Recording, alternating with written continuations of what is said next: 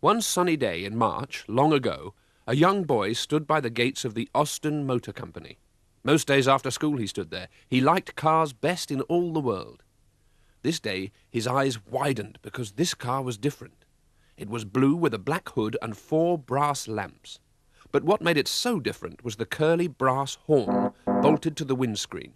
"That car's for me," he shouted, and the men laughed. "It is the only car for me," he thought. But as he was only 7, he could do nothing about it. He walked home in a dream. Weeks later, Gumdrop was amongst all the other new cars in the showroom. A grand lady sailed in. "I am the Lady Mayoress, and I want a car in which I shall look my best." She stopped in front of Gumdrop. "What a magnificent motor! And it matches my dress to perfection." So she bought Gumdrop. Later that year, Gumdrop appeared in the Lord Mayor's procession. Soon it started to rain, so the chauffeur stopped to put the hood up. "My new hat! It will be ruined!" screamed the Lady Mayoress. She was so upset about the hat that she decided to sell Gumdrop and get a saloon car. So Gumdrop was for sale again.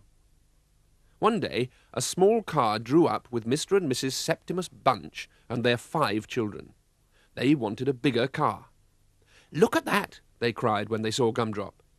It was big enough too, so Mr. Bunch bought Gumdrop. It took the children to school, it took Mrs. Bunch to the shops, and it took Mr. Bunch to town. Best of all, it took the whole family on holidays. They drove it up mountains, picnicked in shady woods, and went down to the seaside. Eventually the children grew so big they had to squeeze into Gumdrop and even push him up the steep hills. So in the end Mr. Bunch had to sell him for an even bigger car. Freddie Bracegirdle bought him next, and he was a fireman. One day all the fire engines were out when they had yet another call. "What shall we do?"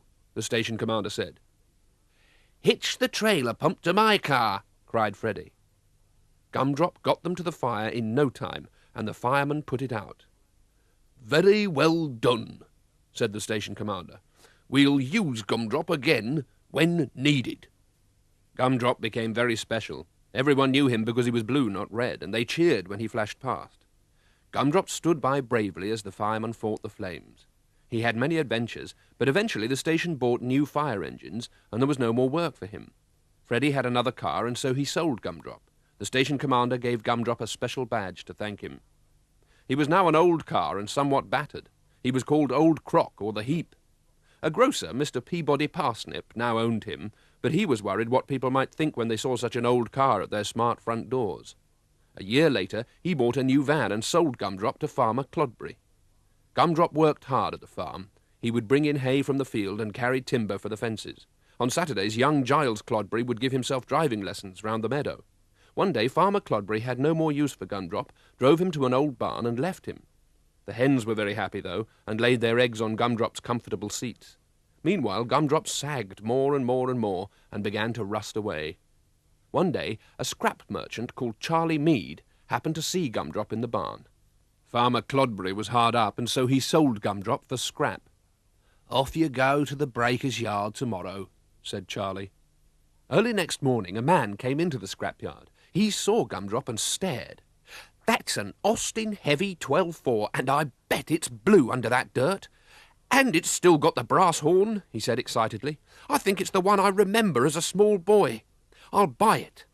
He did remember, and now he was none other than Mr. Josiah Oldcastle, and he had dreamt about Gumdrop for all of those years. "I would like to try the engine," he said. They fitted in a new battery and put in oil, petrol, and water. Then Mr. Oldcastle pressed the starter button. The engine started first time. "There's no doubt about it. This is my old Gumdrop." He could hardly wait to pay Charlie. He pumped up the tyres and settled in the driving seat, and with a grateful wave to Charlie, he drove Gumdrop home.